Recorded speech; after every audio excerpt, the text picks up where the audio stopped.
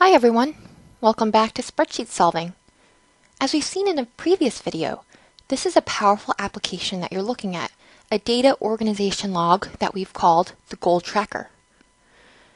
Just to refresh your memory, what this does is we provide all these different goals that you can set, categorize them, and on a daily basis, or whatever time frequency you'd like to set, you can monitor all your goals that you've achieved, look at different stats, aggregate it across different categories, and create a couple charts that represent the data. What we're going to learn today is all the formatting aspects that went into creating this spreadsheet.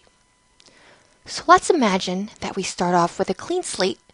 The only things that we have now are the habits that you've written out, what the categories correspond with for each habit, a total, and we're going to start off with a couple dates.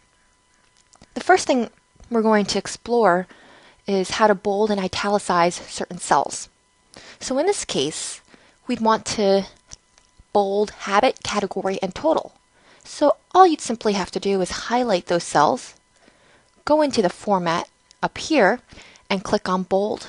And there you have it. The text is bolded. Now there are a couple shortcuts that you can use. So in this case, if I'd like to bold all of category 2, or rather italicize them, you can do simply the following: Control B on your screen and Control I. There you have it. You have it bolded and italicized.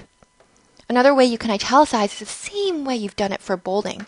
You go up into the Format key and click on I for italic. So now that we've learned how to bold and italicize, let's learn how to shade a background color. So in this case, everything you see here is white. What we'd want to do instead is let's shade by category.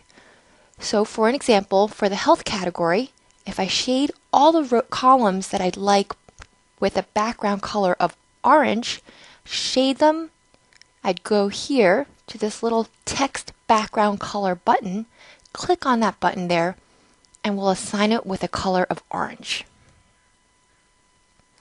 We'll do the same thing for academic, shade, up above, blue, personal, and for this all category, or rather by category, we are going to shade it yellow. Now, I'd like to add some borders as well. So here, from K to N, I would shade it and go up here to this button where it says borders. Click on that.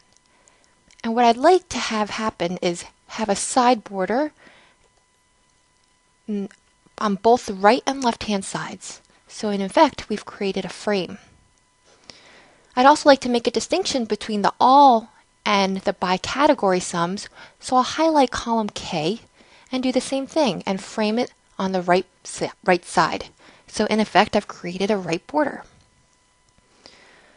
So now that the borders are created, let's learn something about data autofilling. So as you've seen previously, all the dates had been filled in column A. There's no way we want to do that manually. Fortunately, in Google Spreadsheets, there's something called autofilling. So the only thing you would do is, let's say we're starting on January 1st, 2013, and we'd like to track our goals on a daily basis. Write down the first date and write down the second date. At this point, Google Spreadsheets understands the pattern you're going with. And so when you highlight the two, you see on the lower right corner, this little button here. Once your mouse becomes a cross sign, take hold of it and drag down. If you drag down all the way, you will notice everything has been auto-filled daily. Now the cool thing is you don't necessarily have to do this on a daily basis. Let's say you'd like to track on a weekly basis. Let's delete this. And 1 week after the first is the 7th, or the 8th rather, 8 days.